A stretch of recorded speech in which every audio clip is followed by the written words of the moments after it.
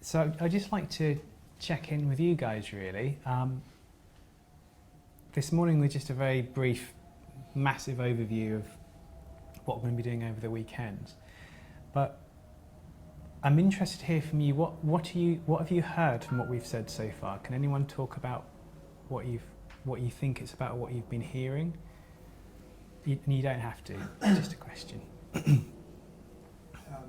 I think from what I'm kind of gathering that it's almost a way of, I don't know, it's like a management system to sort of deal with, it doesn't necessarily have to be social anxiety, but it could be anything that's inhibiting you in a certain way in your life. So it's a way of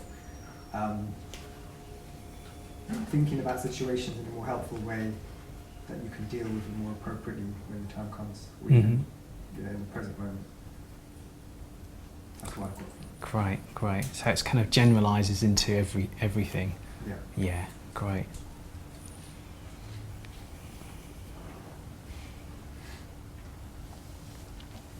I mean, it was interesting because I asked Steve if I could bring a client who has really, really crippling social anxiety, and she was like, yes, I'm coming, no, I'm not coming, yes, I'm coming, no, I'm not coming. You know, obviously the nature of what she's suffering is like, it keeps you away from things like this. So she didn't come, but I thought I wanted to be here for her. And I've been looking into this and learning every step of the way, so it's great to be here regardless, you know, it's really, really cool. But it's funny because I never thought I had social anxiety. I never, you know, but looking back, my God, everything you shared, you know, I experienced, but so the thinking was very similar, but then what I did with it was different. So it didn't look like social anxiety to anyone, you know, but actually there's such similarity. And so there's so many people who might be suffering, but they're doing, you know, what comes out and what it looks like is different. You know, it's funny thing about labels, you know, it's never possible to contain it all, you know. Yeah. So it just made me even more aware of, you know, this negative kind of the low-level thinking, and that what I do with it. So there's even more awareness. Yes, and kind of following on from that it seems to me, and I've kind of had this thought before, but kind of in a different context, that I know that for me, I find my uncomfortable feelings sometimes so difficult to tolerate. And I was interested, I think you, Jenny, said that you weren't afraid of any emotions now. Of course, you'd rather be happy, but you're not afraid of feeling uncomfortable or other emotion. But I still am afraid, even though I know there's no need to be logically, and it would be much more sensible not to do something self-destructive. And a bit like, I'm sorry, I can't remember what Liliana was saying, every kind of disordered symptom, I this is just what I'm thinking from what you said earlier, that people have, is a way to try to get rid of those uncomfortable feelings. And I've done it in lots of ways. One is like social anxiety, eating disorders, alcoholism, but every single symptom was a way to try to get rid of my uncomfortable feelings. And I still do them to a greater or lesser extent, even though I realise there's no need to be afraid of the emotions. But I kind of, and Martin laughs at me because I keep on making an analogy to physical pain. If someone were going to chop off your leg without anaesthetic, you'd probably be afraid, you'd try and get them to stop. And that's how I feel about my emotional pain. I kind of, you know, can see how understanding it would help in not being so afraid of it. But until now, I haven't been able to find a way to actually not be afraid of it. I can theorise that I shouldn't be afraid. And I understand that people's disordered symptomology in all its different forms is probably a way of trying to avoid that painfulness of uncomfortable feelings. But I'm kind of, myself personally, just need to make that next step to actually actually be able to tolerate in the moment when I feel that level of emotional pain that's so uncomfortable and difficult for me to tolerate. I think one of the interesting things about this is that, you know, given a choice, we'll avoid unpleasant experiences and we'll get more good experiences. You know, if we're given a choice, that'd probably be the way I would want it to happen. And so we can have kind of like a need or a desire to not have experiences that we don't like. And I think for me, with this understanding, it tends to not happen as much, but you're not trying to make it not happen. It tends to just not happen, because it's a little bit like, can you all hear me okay? Yeah, cool. Like, I'd always had this voice in my head telling me that I was useless, rubbish, never amount to anything. If I ever tried to do anything which was slightly above what I thought I was capable of, a little voice would say, well, you know, you're not really intelligent enough, Rudy. Well, you know, you haven't got the charisma to do that, or you haven't got the money to do that, or there's always a reason why I couldn't do something. This little voice was this, almost like this commentator. You know, you watch the football and you get a commentator kind of like play by play of what's happening. That was like my Rudy's commentator play by play and what I can't do. That was just almost inbuilt in my psyche. And so I was so used to it, I wasn't even aware it was there half the time. It was just normal, oh, I can't do that, I can't do this, you're not good enough, you never amount to anything, da-da-da-da-da. And I could... people say that to you? I had a lot of that when I was a child, yeah. Okay. And so you could say that I had conditioning, which then created a habitual thought pattern, and that's, you know, true for all of us to an extent. I like to meet someone who hasn't had that, but anyway, that's another story. And so when I came across this, the curious thing is that I was actually washing up with a friend, and she was telling me about this voice in her head, the same thing. And then I thought, oh my goodness, I haven't actually had that. Like, I don't get that anymore, but I hadn't realised when I dropped it. With this, it's not that you're going to get something, there's going to be an absence of thought. You're not going to get more thought to have better thought, you're just going to have less thought. And when there's less on your mind, and we'll talk more about this, you innately and naturally have access to a greater wealth of resources of well-being, resilience and happiness and love and whatever you want to call it, because it's kind of our natural state.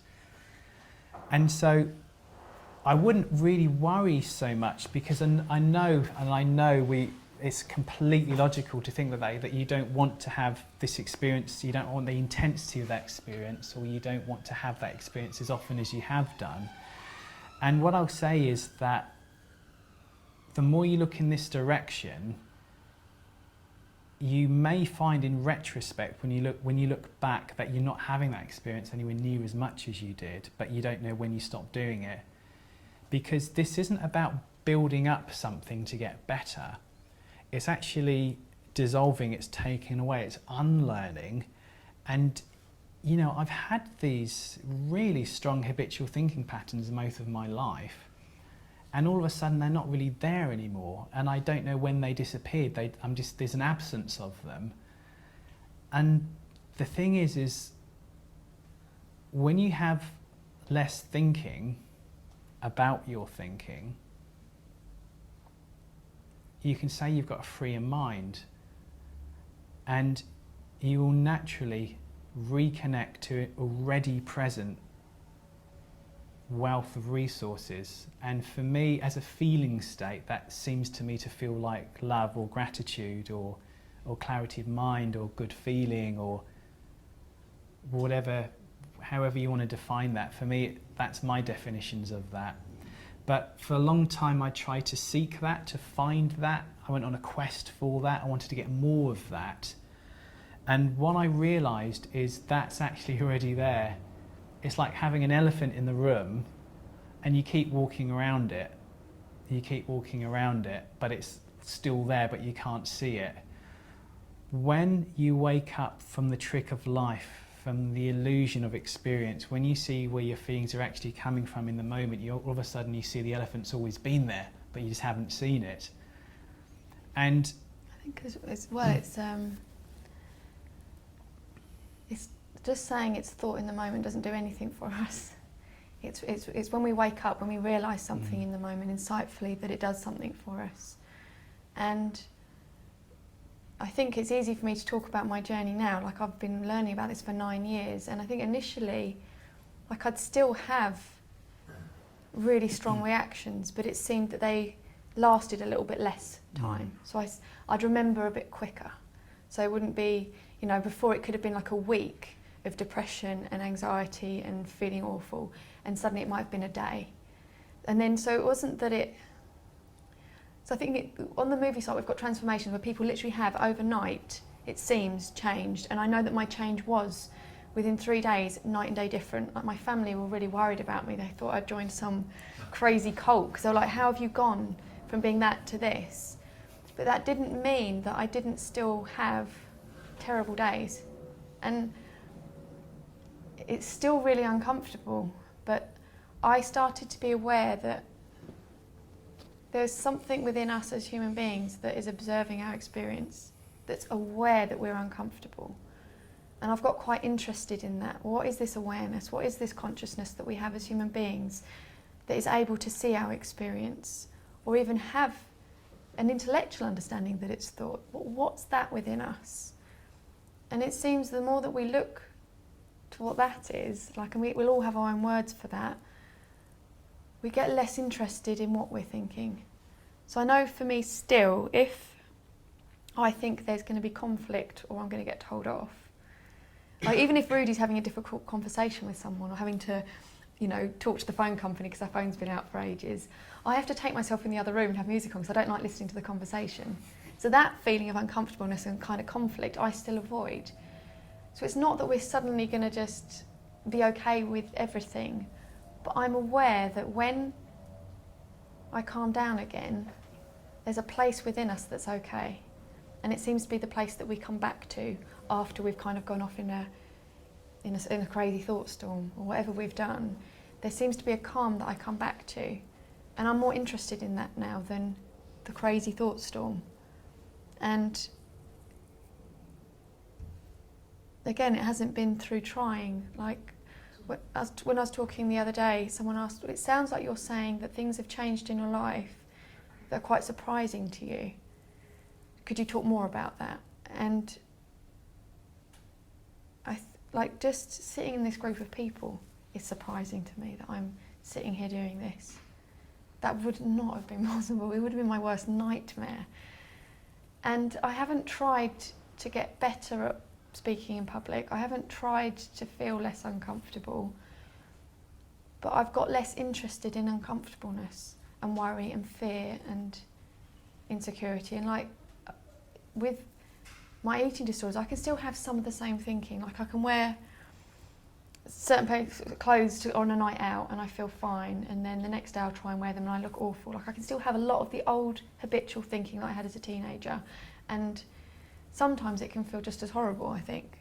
But I'm aware of something else within me speaking. And when I look back before my understanding of the principles, I see now times as a teenager that awareness was there. So it's not that I came across the principles and suddenly I had wisdom. I can see throughout my life there's been a wisdom with me that I didn't know to listen to, and I didn't know was part of who I was. So I listened to what was wrong, and the feelings that the thoughts that come with the strongest feelings seem to be the ones that we listen to. And it's a gentler thing. And I think someone talks about the metaphor, like, you've had heavy metal in your head and there's always been this like beautiful symphony in the background. And it's almost, with this understanding, it's like the volume just gets turned down a little bit and you're more aware of something else. So it doesn't take away the noise, but you're aware of something else that's quite beautiful. And the more that we look at that, it seems the volume goes down and down and down. And it's kind of, Sid told a story about a Hawaiian wise person was saying that their grandfather had been a wise person, he'd passed it to them, but it's a truth that can't be told. So she'd taken it that I can't tell people the truth, but he said he thinks she was trying to say is truth can't be told in words. We're just talking around and pointing to something, but if we could just tell people this is how we experience life, you know, there's wisdom and we get to think and create and we get new thought, and that did something for people, then the world would change overnight. But we're hearing and learning from, I liked when you said about the heart earlier, like sharing from your heart, because it's almost like you're learning in your heart. So if you just get a sense of hopefulness or a possibility, like you're learning from within, you're waking up to something that's already present. Because we can't intellectually say to ourselves, oh, it's just thinking, and then feel better. Like we don't, it's not that kind of learning. And if it was, the world would change much quicker. But I also believe it's an intelligent design, and we're all able to learn from ourselves. We are our own best teachers. So I was really lucky to have a group of people in my area learning about this. So every Wednesday we used to kind of get together in a group like this and sit and share what we'd seen. And then on a Sunday we had like a shared meal where we'd get together and hang out. So it's just like that reminder, oh God, I've been really lost again all week, I've forgotten. Because we do, it's like, so you can have a moment of such clarity and you're like, wow, yeah, this is really how we're creating, wow. And then suddenly you're back in the pits again. And you think, well, how is that possible? And it's like, well, because we have thinking that we've listened to our whole lives and it's familiar and we go there. But I don't think we can help but wake up again and again and again with this, because we're learning about our nature. And as we learn about our nature, I think we teach ourselves. Sid was pointing us within. I remember sitting in on one of his courses and he was talking, I can't remember very much of what he spoke about, but one of the things he was saying is that as we settle down, words will find us. Like, you know how to talk to someone. You know how to share in groups. You haven't got to learn that. It's all our thinking that kind of gets in the way. And I didn't really know what that meant. So then when you were saying earlier you're sharing from your heart, it really does feel like some of the time I don't know what I'm going to talk about on a course, but words can find us. And I think I don't know how I'm going to, you know, be not in a very nice mood and then suddenly be in a good mood. We haven't got to do that. That's not our jobs as human beings. We need to leave ourselves alone a bit more. But we've taught to throw everything at our thinking, throw everything at our problems. And then at some point we change, and then it might be when we've gone for a walk. So we think, oh, when I go for a walk, I feel better. And then next time you go for a walk and you don't feel better, oh, great, I'm going to have to find something else. We change when our thinking changes. So that might be when we're on a walk or when we're washing up or when we're driving.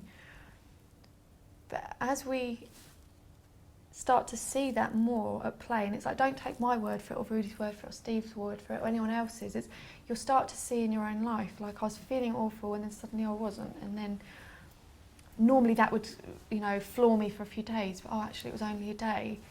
We'll start to learn from our own experience, and I think we have then more faith and trust in this system. It's not just someone else's words. I think you see the logic of the system, because with your physical body, we've taken it for granted that if you cut yourself, you don't need to do anything and then it heals itself most of the time. Like, it's the physical healing factor is innate, meaning it's natural and inbuilt in all of us as human beings. And most of the time, you don't need to consciously try and close the wound. It's just what it does. Sorry? No, sorry, I didn't mean to speak to myself, but I'm just saying exactly. Oh, okay. Yeah, because I really exactly what you were saying. I'm sorry. Oh, no worries at all. Yeah, but I was just saying exactly. Well, we're used to that because we can see it. Like, we can see if we cut ourselves, we can see it healing up, and then you forget about it and you look back and it's kind of smoothed over. So it's really obvious to us. Now, what isn't so obvious, we have a psychological, a psychological, logic of the soul, we have a psychological immune system as well. That isn't so obvious to it because we can't see it. And now what I mean by this, and I think all of you can relate to it, is that if, for instance, you get angry, at some stage you're not angry, like you kind of calm down, but you're not trying to calm down, you don't do anything to calm down, you just naturally calm down after a while. Are you with me? And it's the same with happiness. Sometimes you can be happy and then at some stage you're not so happy. But with the physical body, it tends to go back, most of the time it tends to go back to equilibrium. If we hurt a knee, eventually it heals. It may not be perfect, but it is some healing factor in the physical immune system. Now what I'm saying is, in our psychology, is as human beings, we do get angry, but at some stage as human beings we calm down. Now we don't necessarily need to do anything to calm down, we just calm down at some stage. Are you with me? So it's not as if you get angry and you say angry all the time, every second of the day for 40 years. Well, have you noticed you can be going for a car drive and then you could start the car drive a little bit stressed, and then in the middle you could kind of feel okay, and then you get to the end and you could feel stressed again, or you could feel happy. Do you see how your experience changes? Okay, so that's what I'm pointing to, probably not in a very good way, but I'm pointing to that our experience is always changing, okay? Now we're not necessarily doing that. There's a power source behind us and our experience changes. Now of course we're thinking, but in a way our moods go up and our moods go down. Now with this understanding, it's not looking at trying to do anything to that system, it's just understanding how that system works. Because I know for me, if I'm in a bad feeling, meaning I haven't got very productive thinking about whatever it is, in the past I may have saw that as a problem that I need to fix, that I need to get out of that it isn't a good thing, for instance.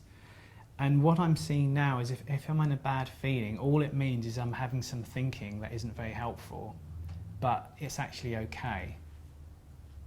Okay, I don't need to do anything, there's nothing wrong with that, it's a human experience. We go up and we go down. And by allowing the system to work, without you doing anything, you go back, psychologically, you go back to equilibrium again. Like physically, if you cut yourself and you leave it, it heals up without you doing anything. Psychologically, and this is where the system behind what we're talking about is really clear, is that left alone, our mind is a system that works perfectly. We don't need to do anything about it. The misunderstanding is that we do need to do something about our minds. Our minds work perfectly, because if it didn't work perfectly, we could get in an emotional state and we can stay in that same emotional state for every second for years or months or weeks. It doesn't actually work like that. It works whereby you have a thought, you have a corresponding feeling. When you're not thinking it, you're not feeling it, you have another thought, you've got another corresponding feeling. Now we could call low mood thinking here. So this is a feeling, this is a thought. You're in this feeling. Now this doesn't define who you are, because when you've got a different thought, feeling, your experience only lasts as long as you're thinking of that experience. Like I never used to, I wasn't very emotional, so I didn't cry in public, I didn't get angry, I didn't do anger. I felt it inside, but I didn't do it. And since learning about the principles, it suddenly put all feelings, all behaviours kind of, it was all right for me to feel angry. It was all right for me to express anger. And it kind of, when we allow our feelings to flow rather than fighting them, like we do have anger come up and I don't know, there's ways, as a child you don't know necessarily, you take it out on everyone. Whereas I'd know maybe I'm just really not feeling very good, I'm not going to be around people. But I let myself feel. We're all so afraid of feelings, and there's feelings that are on the table that are good. We're allowed to have these ones, but those ones are terrible and we're not going to have those. So then we beat ourselves up for having them, and then we try, so I think that's what we were talking about maybe with the repressing them. But it's realising that I used to think that I was a shy person, but sometimes I wasn't. But I really was a shy person. But the only experience you have is the moment that you're in it. So sometimes I was and sometimes I wasn't. Sometimes I can be angry and sometimes I can be sad. So through the experience of learning about the principles, all feelings are suddenly, I think I was talking about this earlier, a bit more neutral. So it's not like, oh my God, I'm feeling angry, this is terrible, this means I don't understand, and beat myself up about it. It's like, well, we get angry. When we forget where our feelings are coming from and we look out into the world, it feels like people are making us angry or someone's doing something awful to us, then we're going to get those kind of feelings. But it's like, it's all right. And I've learnt that I can get angry and maybe say things I regret, but I can apologise. And I've stopped taking responsibility for other people's feelings. And I know there's someone that I work with, and I said, well, doesn't that make you a worse person? Because you think, well, I'm not responsible for other people's feelings, so you can say or do anything. But I feel like I've become a nicer person through this understanding, because I know more about my own feelings, so I don't take other people's bad days or bad feelings so personally. So in a situation whereas before I might feel angry and hurt, I can see someone else doing the best they can with the thinking they have. So I've got more compassion. And it seems to be things that are inbuilt in us as human beings, that as we understand more, then we have all those things that seem like such a good idea, like compassion and gratitude and kindness. But when you don't understand where your feeling comes from and where your experience is coming from, then you don't understand anyone else. Then, of course, we have blame and judgment and anger. And it's not to say that you suddenly understand this and you're never judgmental and you don't misunderstand, but you keep correcting, you keep self-correcting. I think that's the immune system you were talking about. Like, you keep coming back to equilibrium, you keep coming back and being reflective. You're like, wow, God, I've done that again. But it's not in that judgment way, because I don't believe anyone wakes up deliberately thinking, I want to have a terrible experience, I want to feel awful. Like, I don't think anyone would want that for themselves. But when we interviewed the ladies in jail, they said, God, if I had known this, I don't think I would have ended up here. Because I've just acted out of the moment thinking and didn't realise if I waited, something else would come along. But I'm glad to be in jail so that I got to learn this, and I'm going to teach my children. And it was amazing to me to see that they started to take responsibility for their own feeling. And it didn't seem like they were taking it heavily and blaming themselves. They started to see that innocently they'd been like misunderstanding their own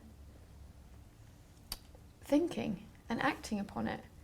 It's like, well, if you're compelled to do something, it feels like you have to do it, but to know that you can wait. Like, they didn't know that. One of the women just said, and then I was learning about this stuff and I didn't think I'd changed, and I really wanted to have a go at this other woman. She goes, and then I remembered that maybe I shouldn't trust my thinking. And she goes, and I went off. And it's like you suddenly wake up like, hang on a minute, this really strong feeling, maybe it's got something to do with my thinking, maybe I'll wait. Like, it's inbuilt in us, but we haven't listened out for it before. So that's, again, like one of the, I think we have it on the movie site, Linda Pettit talking about, she worked with one of the children that did the school shootings. And he said, I was walking down the corridor and I heard the voice in my head, you don't have to do this. I said, but I didn't know to listen to that. He said, if I'd learned about this before, maybe I'd have known to listen to it. Because we've got wisdom, common sense, like we kind of know right from wrong, inbuilt in us as human beings. And the more we start to see that, the more we let ourselves have the human experience of good days and bad days, and we just let ourselves feel. Because I used to think if I let go and really felt the sadness or the anger, that it would consume me. So I just didn't go there and I did things to numb it. But what's been amazing to me is that if I let myself really feel, it seems to pass quicker and something else is there. And just recently we were in New Zealand visiting with Rudy's sister, and we had 2 lovely months there. And And then we got the phone call to say that Rudy's dad had passed away and that we needed to come home. And I have been, that's two or 3 months ago. I've felt more grief and sadness in the last few months than I have actually when my grandparents passed away, because I've just let myself feel. Like, who said grief was wrong? Who said how long it takes to get over something? And I never really used to let myself cry sort of around people, but I had one evening with Rudy where I just cried, and it was really like the sort of crying I used to hear my sister do. And it was there, and it felt consuming, and then it was gone. And then I was in a feeling of peace. And then I've still, it's not like if I go in the supermarket and I see lilies, which we used to buy him every week, I remember, and I can sometimes just feel grateful to have known him, and sometimes I feel sad. But it's like we've made up that we all have to be something all the time, or we're never supposed to be sad, or that sadness is wrong, or grief is wrong. And yeah, I know that sometimes we can grieve, and then it can be a point in our life where it's maybe been a few years and it's inhibiting our life, so we've got lost in it. But the more I've seen of just letting it flow and not thinking there's anything wrong or trying to change it, both of us seem to have come through, and I felt like I've been carried through it. And that's the only way I know how to describe it.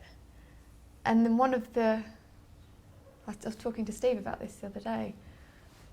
When we got home, normally I do sleep in late, but I woke up early the next day after getting back from New Zealand, and Rudy was going to sit in the lounge. I said, why don't we go and sit by the lake? It's sunny. And we went and sat by the lake, and then all the emotion came up, and it felt overwhelming, and I had tears down my face. And you were chatting to someone who was walking their dog, and then they were gone. And then I just closed my eyes, and I started to feel a stillness. And I heard this voice within me, and it was, this is where you'll find me. So then I opened my eyes, and I was like, oh wow, I'm going to come to the lake, and this is where I'll remember Rudy's dad. And then it was just like, no, this is where you'll find me. And I was talking about oneness, like I cannot get my head around that. But I feel like that was me having an experience of what Sid was trying to point to with this idea of oneness, that when we quieten down, when we listen, are present to the stillness that's inbuilt within us, we feel connected and we feel at peace, and it's there. And so through the experience of grief, and it has been a very interesting time, we've had different things to do, a lot of organisation, but I've learned and grown and changed and seen things about the principles I hadn't seen before. Whereas before, death was a bad thing and it was terrible, and people would say to me, oh, you must be feeling awful. I said, well, I've had moments of feeling awful, and then I've had moments of pure peace. Like I'd never experienced that stillness to that degree ever before. So I started to think, oh wow, I've been talking about this for years, but our experience really doesn't have anything to do with the physical world. We're living in a psychological experience, and that peace and that stillness is available to us, but we don't do it. I didn't make myself have that experience, because if I could, I'd do it much more often. But if you look around the community of the people sharing the principles, it seems to be like a common theme that you'll hear people say, oh, I settled down, I got a bit quieter, I experienced more peace. And then you'll say to them, well, how do you do that? And often on courses, people are like, well, this is all lovely, but when are you going to teach us the 3 principles? But it's kind of like in a weird way, we are sharing about the 3 principles in our stories or metaphors, but we can't just give you the definitions and do something for you. It's like you have to realise it within you. And Sid would talk about a feeling. It's like if you just get a feel for this, if you start to catch yourself thinking and going, oh my God, I'm feeling my thinking again, but it comes with something a bit lighter. You're like, oh, this feels awful, but not quite as bad as it normally does. It's like then you're getting it. We can't know that we're getting it in our minds. And I didn't really know how much I had got until I was around other people, and they were just like, you're just so different. I'm like, oh, I didn't feel that different. But then when I looked, yeah, life had changed. Things were possible. And you come up with your own ways of dealing with life. So another one of my anxieties that plagued me from the very first boyfriend I had at 13, 14 to still the early years of our relationship was just extreme jealousy. And I'd fought it and I thought it was terrible, and I'd be like, I understand about the principles, I shouldn't get jealous. So that was my little thing. And as I'm like, I just remember saying to Trudy, maybe I'm always going to be jealous. I don't know, but I can't fight it anymore. I can't, you know, I've tried everything. And then like suddenly I'm like, oh God, actually, things have changed. So just recently I went to a weekend up in Manchester on my own. So I'd driven there on my own and got lost on my own and found my way there. And on the second day I was sat in the audience and I just thought, I wouldn't have done this even 5 years ago because I'd been too worried. Was Rudy going to go to the gym and who would he see and what would he watch on television? And so caught up in my anxiety around that. But suddenly I'd gone away on a weekend, I'd got myself there, which I didn't normally do driving on my own. And I was sat in a room of people feeling comfortable. I'm like, well, when was that point when I stopped being so jealous and insecure? I'm like, wow, this thing that was so huge and heavy and I'd carried, well, when did that not be there so much? And then a couple of weeks ago, I had another experience where I got really jealous. And I'm like, oh, I can still do that. But without the judgment and the blame, because I don't deliberately do jealousy, or I don't deliberately do not getting jealous. Like, we are thinking, feeling beings, and life is a flow. And we can get caught up trying to be different and trying to change. But it was almost like in going, well, you know what, I've tried everything, I've thrown everything at this and I haven't changed. I give up. Maybe I'm always going to be jealous. And I said, I'm sorry. And you're like, it's all right. I know where my feeling comes from. Yeah, whereas before it used to drive you insane, you started being kind to me when I was in that. And that was a different experience because you knew that me being jealous wasn't a statement about you or your life or what I thought of you or whether I trusted you. It was me getting caught in my own head. So the whole dynamic has changed. And everything has changed and it's like, how did we not notice? How did I not have a massive panic that I was going away for the weekend? How did I not have any thinking about that? That's so interesting to me because even coming across the principles and then in our early relationship, I still wouldn't have thought that was possible. I'd be like, there's other things that are possible for me, like maybe one-to-one stuff, but no, that's not possible. And there's another thing where Rudy had the opportunity possibly to go and teach in America for a 4-day period, and it was when I was doing something in Ireland. And I was like, well, you could do that and I'll just do the thing in Ireland and I'll film it. And after I was like, I can't believe I just said that. Saying that Rudy could go to America without me, kind of. Not that it was, and it was just how we change without noticing. And someone said it on the last, I think it was Steph, who's going to be here later, hopefully. She said, is it maybe because it's more natural to us as human beings, that as we sort of align with what's more innate to us and more natural to us, because it's so natural, we don't really notice the stuff that's been dropped or left behind. So I don't know, but it does seem that, again, it's a common theme in the principles. People are like, oh God, I used to be like this and now I'm like this, and I don't really know how that happened, and I wasn't even really trying to do that. Yeah, because when we had our problems with the whole jealousy thing, our relationship was so perfect apart from Jenny's jealousy. I thought if she only wasn't jealous, we had the perfect relationship. And so I tried to make her not jealous by walking down the high street, and if there's anyone vaguely attractive, kind of like looking up there and like bumping into lampposts and things, and like I don't know, I did everything in the world that I could for her not to get jealous, but you would still get jealous. And I remember once we were in Blue Water, and I was looking at this Apple Mac store, kind of fantasising about buying this new computer. What I didn't see, it was Ann Summers next to the Apple store, and there's this scantily dressed woman, like on the huge scantily dressed woman. I hadn't even noticed. And then Jenny was like not talking to me, and I was like, oh, something's changed here. And eventually I got out of her, what's the problem? He said, oh, you weren't looking at that woman. I was like, what woman? Like I hadn't even noticed. But because my head was there, Jenny was there, my head was there, and the bikini-clad woman was there, my eyes were like that, but Jenny didn't know. So what we do, we make up what we think someone's thinking. Yeah, you should have got. Actually, that's true. But throughout all of it, it's like, because Jenny got jealous, I took it personally. It's like, oh, she doesn't trust me. What does she think of me? I'll never do anything. I took it so personally, and I felt she was attacking me, because if I wasn't doing anything wrong, then she wouldn't be attacking me. It didn't make sense. But the more I stood the neutral nature of this, I realised that Jenny's jealousy, that didn't actually have anything to do with me, is like she was having jealous thinking and she was feeling jealousy. But you could take me out of the equation, because there's nothing I was doing in the world to make Jenny jealous, but she was really jealous.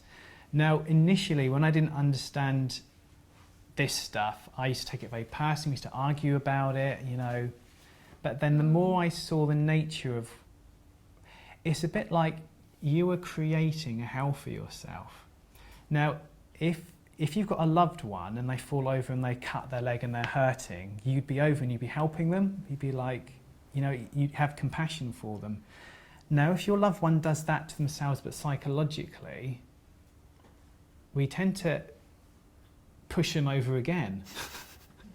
You know, we don't have compassion for when someone's suffering psychologically and it just happens to be taking it out on you, if you see what I mean. But what I really got is it's not really about me. It's not about me. It's like, and in the past I've had, you know, members of my family do all kinds of things and treat me badly, but actually it's not about me. It's aimed at me.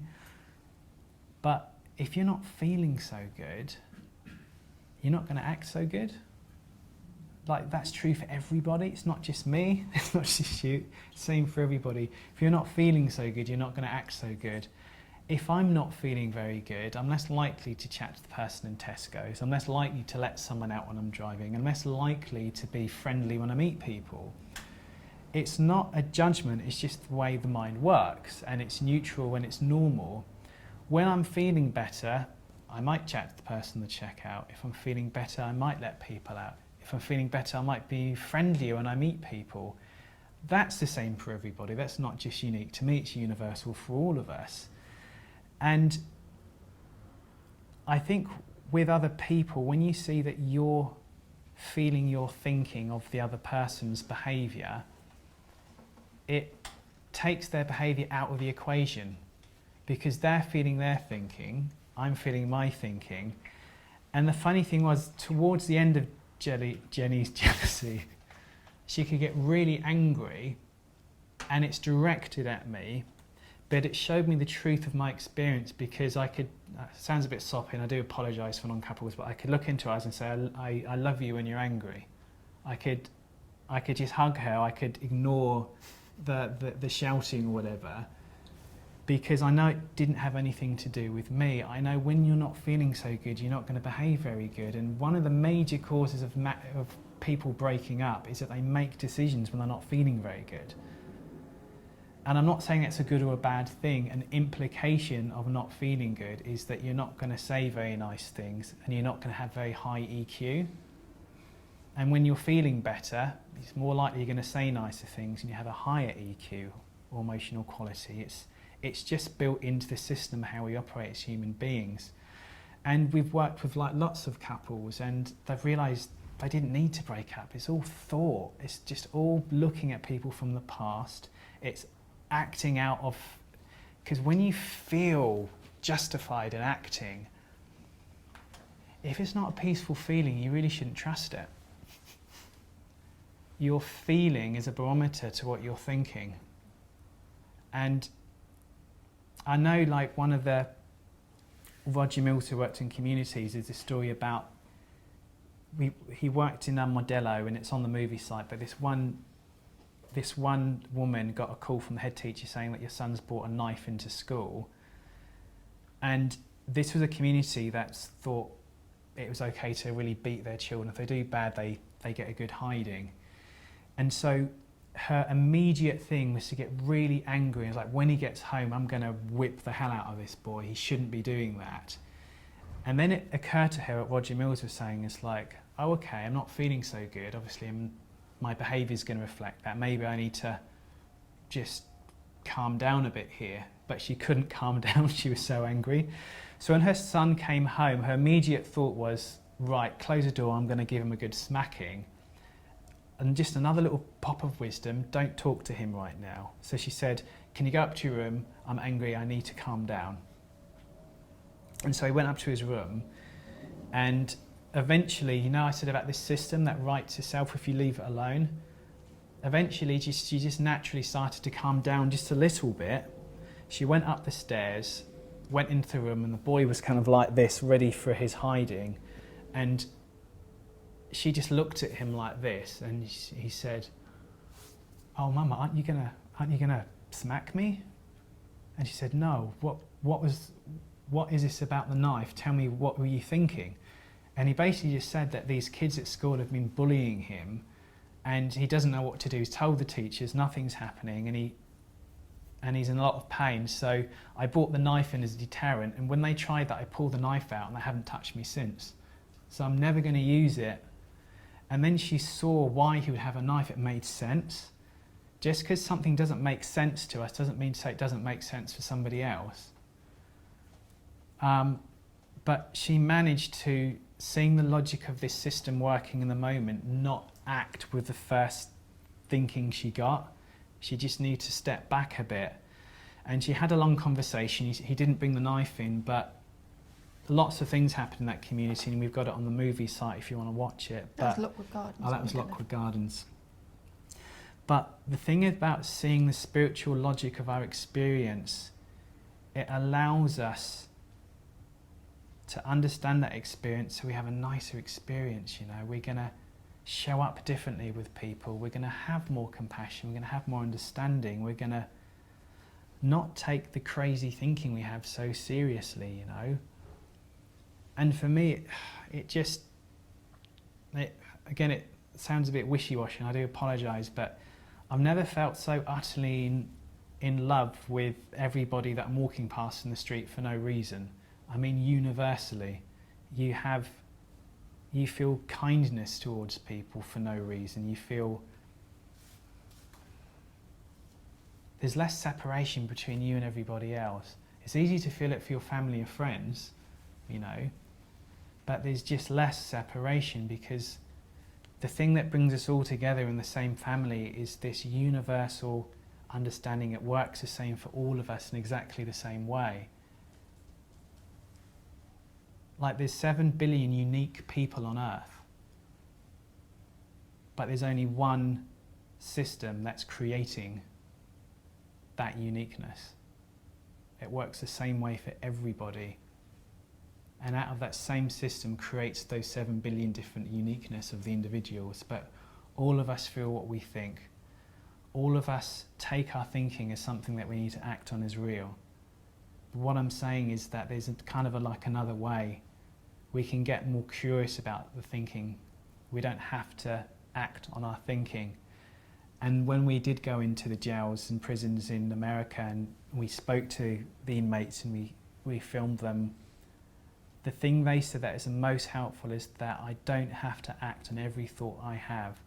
I know if I just step back, I'll be automatically, naturally presented with different thinking.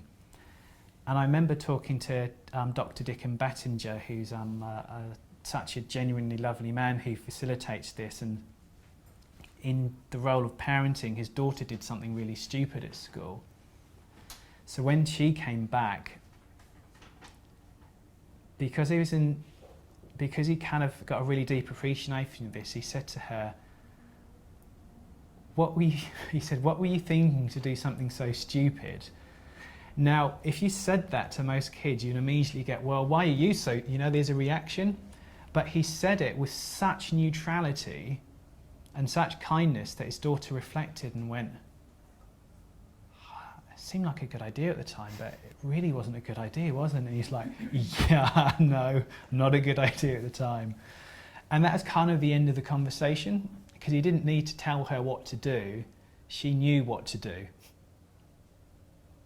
And I'm not saying you shouldn't tell your children what to do. I'm just saying that in children and adults, we have this wisdom, we have insight, we have common sense. And it's not about teaching to access that, it's about allowing that to come out, drawing that out, uncovering that. And all of a sudden your metaphor about the symphony and the heavy metal is the heavy metal music of life starts calming down and the symphony starts playing a bit louder. And at some stage, your life becomes kind of more like a rom-com than a horror or a action adventure, if you see what I mean. Comedy.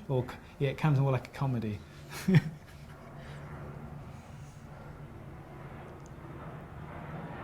Because the only time that I got to meet Sid was when he did a 2-day course.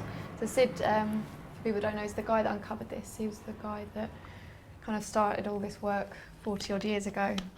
So he was in London, I think just a few months before he passed away, and we got to see him. And on the second day break, I went outside and just kind of sat and had a sort of stillness thing and sort of really feeling connected, and I was a bit tearful with it. And I went back in and Rudy was thinking, who was I talking to? Is she jealous? And he's like, "You all right?" I'm like, "Yeah." And we just sat down and we were kind of looking at each other, and then I just burst out laughing. And I think we were probably laughing for almost an hour, and it was like I watched the story of my life play out in front of me, and it was the dramas, the tragedies, the comedies, all of it, the whole experience of my life. And I laughed at it. And it wasn't that I was, devaluing it or, saying that I hadn't suffered. But I was just laughing, and then you were doing the same thing, like every argument we'd ever had. And so we had this incredible experience, and you'd not been feeling that good and hadn't really been hearing very much, but it's almost like we joined together and just had this incredible feeling between us. And I was like, wow, God, I don't know if I'm ever going to be the same again. And then at the time we were living with my parents, we were saving up to go travelling, and we'd been home about half an hour, and we had this big fight. And the next day I was just like, wow, like I can experience connection and love and find my arguments amusing and really see the nature of life. And then I can be in a huge row and it seems so real and it's like I've forgotten everything. And then that seemed quite funny to me. So it's quite nice to know that we're not going to have to suddenly try and be perfect. I haven't got to try and not fall out with you. Like, we fall out less. Yeah. Like, we do have a really... And it gets funnier, doesn't it? Like, your arguments, like I'll say something in anger, I'll just snap just in the moment, and then I kind of go, oh. And I look at you, and Jenny's completely over it. Like, we don't take one another seriously. Like, when we're not feeling so good, we understand the nature that if they're not feeling good, nothing they're going to say is going to be very good either, because it's just the way it works. It's not anything to do with me personally, it's just the way life works. And so if one of us isn't feeling so good, we don't take the other person seriously. And it's almost like the seriousness of life just kind of goes out the window, and everything just becomes funnier, and people can be really arrogant or judgmental, and you kind of find that funny. I don't really know how it happens.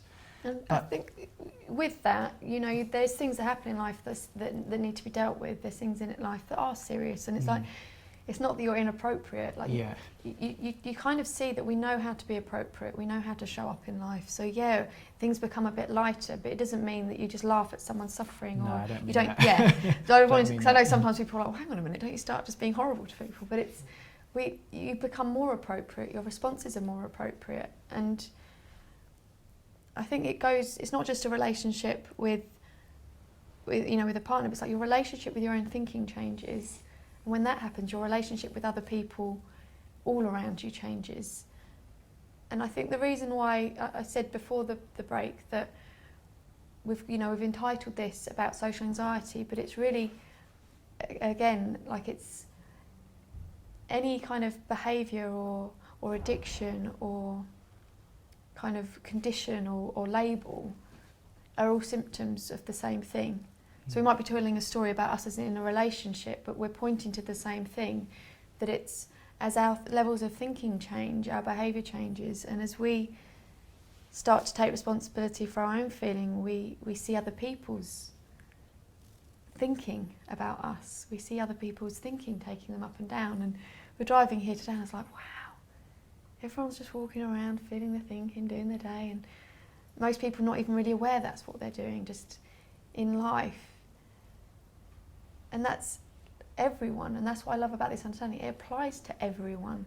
It doesn't matter what you think your issue is or what you've struggled with. It's like this right now is applicable for all of us because it's what we're all doing already. And to know that wisdom and common sense is something that's built into us as human beings. I've started to see that more. I've talked more. I haven't got children of my own, but I've got nieces that I'm very close to. And one of them in particular is very, she's very hyperactive and she's very inquisitive and she doesn't like the word no and she can be quite intense. And for a few years I actually spent less time with her because I found it too uncomfortable to be with her.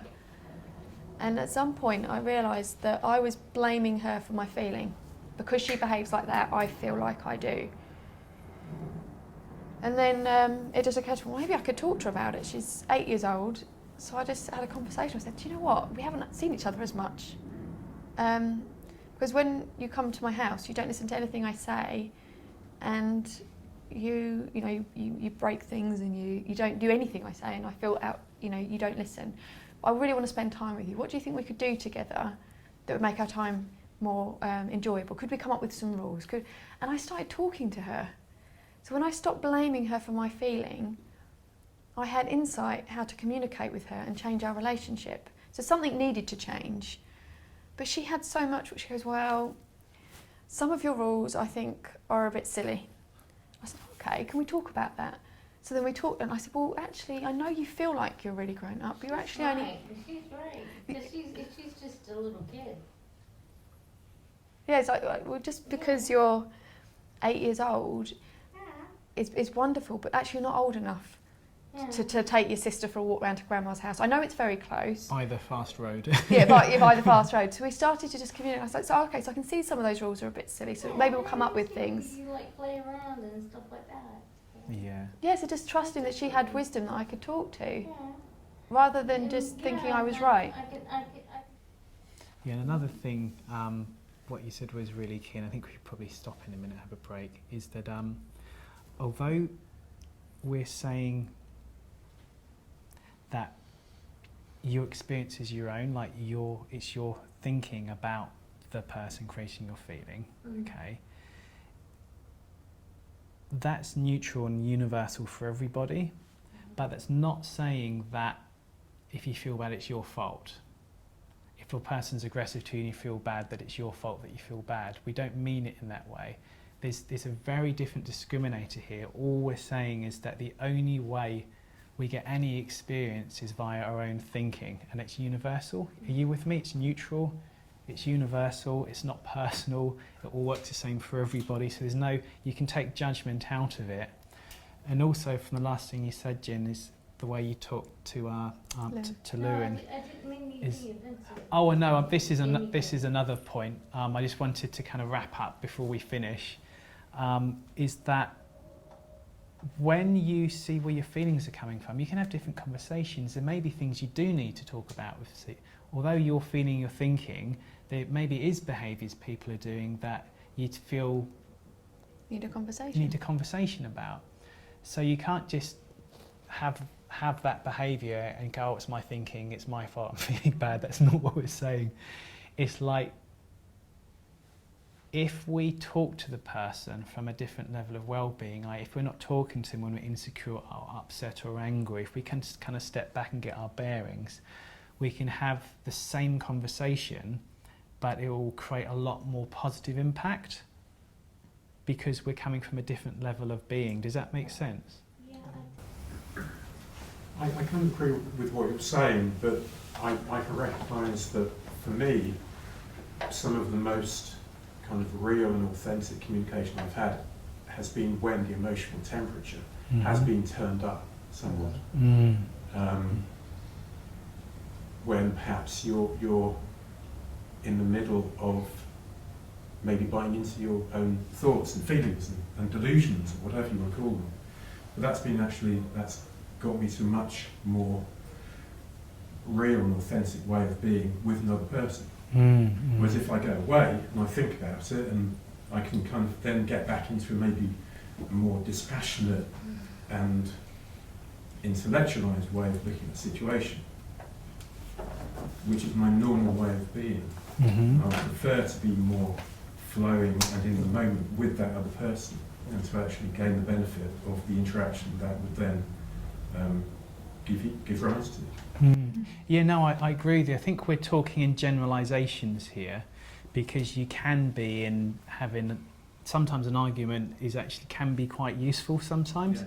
So we're just kind of talking in generalisations that, generally speaking, if you're going to act out of anger and aggressive, you know, kind of communicate with someone, it's like just knowing that there is another choice. Yeah. And the thing is, it's not a prescription. It's nothing to do with just saying how you get angry, how you experience anger, how you experience sadness. So it's weird because we kind of tell stories, and it's, in some ways we're trying to point to something, but at the same time it's so simple.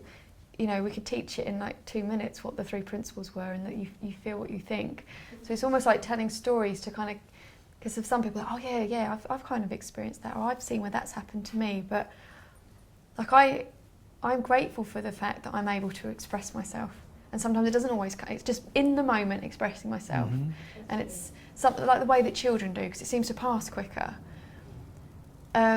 So again, like there is no like you should or you shouldn't, and if at any point you feel like something we're saying is saying you should do more of this or less of this, or you feel like we're trying to tell you what to do, like that's us a misunderstanding, because we're not. We're just trying to point to a really neutral understanding that's explaining human experience. And yeah, and you'll just and learn from it yourself, and you'll know maybe, you know, actually that time it wasn't that helpful, and I've said things I regret, I need to apologise, or actually that was what I really meant but I haven't had the courage to say it before. Like, you'll just start to learn from your own experience. So there isn't any to-dos or shouldn'ts. It's knowing that we have common sense and wisdom for ourselves, how to be with others.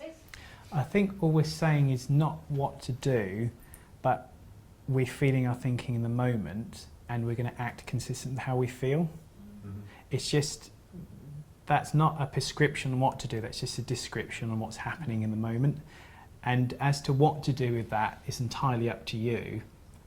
And I know sometimes Jenny's said things to me in anger that's been really helpful, and other times she's been angry with me for something and she's just calmed down, and then she's told me what she wanted to say in anger, but that's been helpful. So it's following your wisdom in the moment as to what, you know, you're feeling. You're going to feel what you think, and sometimes immediately acting on a thought. We're not saying you should or you shouldn't do that. It's just that you're going to act consistent with how you feel. So it kind of depends on what your wisdom is telling you in the moment.